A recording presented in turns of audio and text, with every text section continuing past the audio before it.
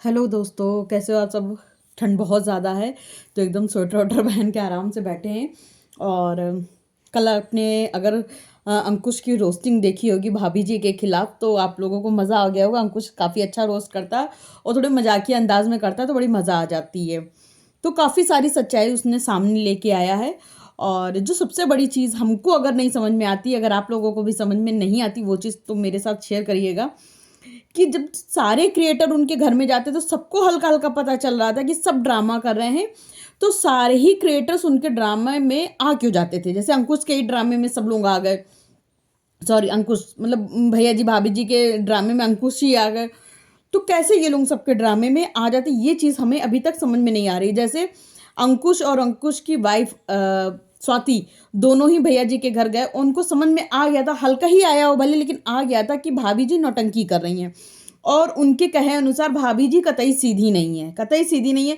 और जब वो रो के वाइटे पर आती थी तब पहले ही पहला या दूसरा वीडियो से हमने कह दिया था कि कतई सीधी नहीं, क्योंकि मेरी मेरी छोटी बहन की कन्वर्सेशन चलती थी इस कंट्रोवर्सी के ऊपर। तो हमने उनसे कह दिया था कि ये कतई भाभी जी सीधी नहीं है।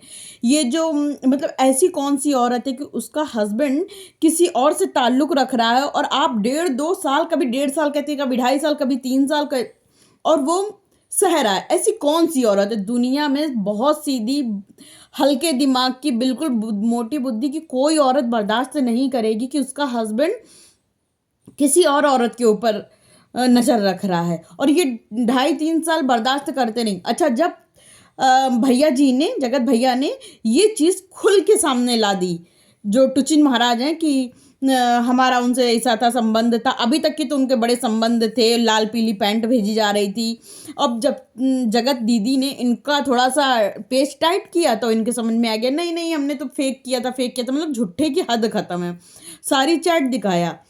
अच्छा, तो भैया जी खुल के आ गए कि मतलब हमारा उसका अफेयर था। उसके बाद भाभी जी ने बड़े आराम से, बड़े इत्मीनान से भैया जी को माफ़ कर दिया, अपने हस्बैंड को माफ़ कर दिया। बीवी अपने हस्बैंड को कभी माफ़ नहीं करती है। इन्होंने ये प्रिटेंड किया वाईटी पर, लेकिन अंकुश ने क्या बताया। जब इतने क्रिएटर के सामने वो इतनी गाली दे सकती है कि छाती पे रख के मन करता है दोनों टांगे चीर दे, ये वो कर दे, तो जब वो पूरी क्रिएटर पार्टी के सामने, क्रिएटर्स के सामने वो इस तरह की लैंग्वेज यूज़ कर सकती है तो अकेले में किस तरह की लैंग्वेज यूज़ करती होगी। वो सीधी नहीं है, वो बनी हुई सीधी है, कतई सीधी नहीं है।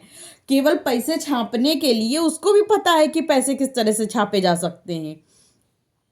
उसको पता है, बड़े आराम से पता है। इसलिए वो भोली बनके सिर्फ ईवाईटी पर पैसे छापने आई, इसके अलावा उसका और कोई इंटेंशन है ही नहीं। वो भोली बनती है पर भोली है नहीं। वो उसने तो हमें लगता है जगत दीदी और टुचिन महाराज को बढ़ावा दिया है कि तुम लोग अफेयर चलाओ। और सोची होगी आज अफेयर चलेगा, बाद में इस चीज़ का कंट्रोवर्सी बनेगी, क्योंकि वो तो टुचिन महाराज तो नेक्स्ट कंट्रोवर्सी का इंतज़ार करते हैं। और इनके भी जवान पे जो पैसे की लत है ना वो लग गई है, खून लग गया है। अब ये बिना पैसे के ये खुद भी नहीं रह सकती हैं। समझो कंट्रोवर्सी से अपनी जिंदगी बर्बाद हुई, उस कंट्रोवर्सी से पैसा कमाया गया और उसी पैसे से इन्होंने महंगा मोबाइल लिया है। हद देखिए, लिमिट देखिए कितनी अजीब है, अजीब है भाई। क्लैपिंग। और इसी के साथ हम अपनी इस व्लॉग का एंड यही करते हैं। मिलेंगे कल एक अच्छे से व्लॉग के साथ, तब तक के लिए बाय बाय।